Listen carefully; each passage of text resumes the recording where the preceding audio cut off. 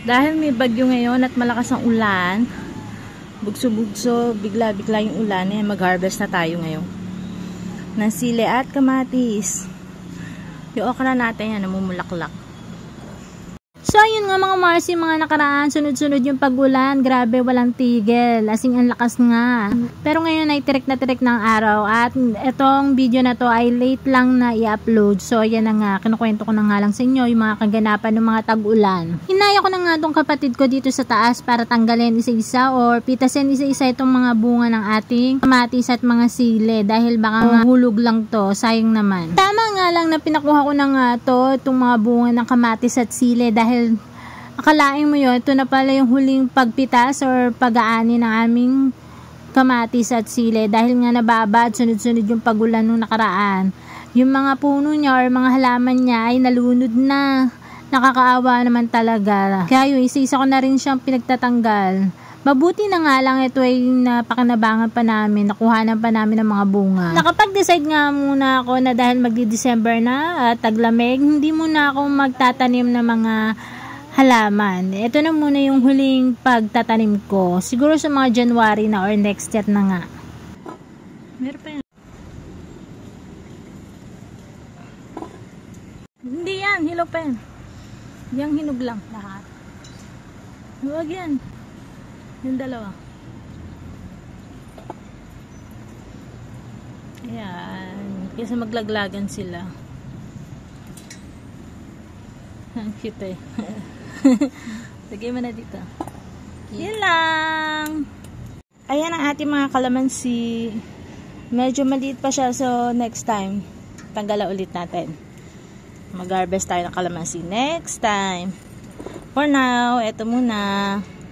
Thanks, garden! Kinahaponan ngayon, nag-decide na nga ako maglinis ng kwarto dahil maya-maya ay darating na si Jowa Kas. Kailangan nakalinis na ako. Dahil Friday ngayon, maya-maya nandito na yon, kaya kailangan ko na rin makatapos at bilisan maglinis. Pagkatapos ko ngang walisin ang mga kasulok-sulukan nitong aming mga sahig ay nag-decide na nga ako na magpunas nitong sahig dahil hindi na nga ako makababa para kunin yung map. Tinatamad na nga akong bumaba talaga. Makatapos ko nga linisan ang aming kwarto ay nagdiretso na nga ako ng linis dito sa labas ng aming room at aking na nga inagiwan itong mga kisame dahil napakarami ng agiw. Pinaretso ko na nga dito ang maglilinis hanggang sa hagdanan dahil ako lang naman ang gumagawa niyan. Hindi tumutulong dalawang kapatid. Ako lang talaga ang naglilinis dito. Ayan. Pati ang agiw, dinamay ko na. Patapos ay winalis ko na rin yung mga hagdanan pababa. Dito sa taas ay toka namin tong linisan. Dahil sa baba ay si ate ng busy na naglilinis doon. Kaya dito ay ako na nga nagsisipag maglinis. Pagkatapos ko nga maglinis ay itatapo ko na nga yung mga basura para wala na. Pagkatapos ko nga linisan dito sa labas ng aming kwarto, ayan naman, ako naman ay maglilinis nitong electric pan. Weekly ko nililinisan tong electric pan para malakas yung buga ng hangin. Ayan. Maalikabok kasi dito dahil ang aming kwarto ay or yung aming bahay ay nasa harap ng kalsada. So, mas madalas yung pasok ng alikabok. Kaya naman weekly din ako nagja-general cleaning dito sa kwarto. Damay ng hagdanan at rooftop. Napakanta pa nga ako sa pagkakamali ko dahil mali yung tornilyo na ipasok ko. Sa punto na to mga Marcy, yan, kinakabit ko na nga lang to electric pan. Nalinisan ko na to, bali kakabit na nga lang. At after nga ng ilang minutong pag-assemble o pag-aayos nitong ating electric pan, finally nakatapos na rin ako at pwede ko na rin ipakita sa inyo yung ating kwarto. Huwag nyo lang akong lalaitin. Siyempre may pa-close na effect tayo ng pagsara ng pinto para pa-excite ng konti. Yan. Yung kortina, sabi ko paplansyahin ko hanggang ngayon, hindi ko pa rin maplansya dahil yung aming plansya kada nandito ako'y tinatamad ng gawin yung aking paplansyahin, tapos kukunin na ulit. Ayan, hindi ko natuloy na paplansya itong ating kortina. So ito lang yung tsura na aking kwarto, maliit lang, sakto lang sa amin. And ayun lang. Kinabukasan nga araw ng Sabado ay parehas kaming may lakad ni Jowa. Kaya ay nagsarili kami ng mga lakad. Ako ay nagkita-kita kami ng mga high school friends ko. First time namin magkita-kita. So ayun na nga. Finally nagkita na kami at papunta kami niyan sa Southwoods.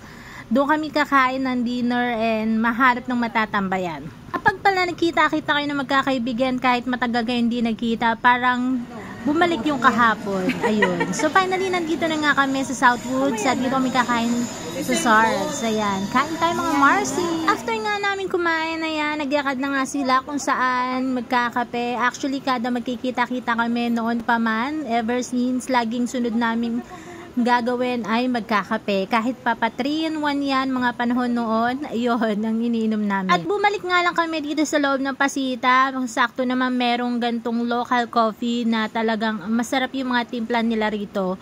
Ang nakakatuwa sa lakad na to dahil sila nagaya, parang hindi nila ako pinagbayad kahit saan.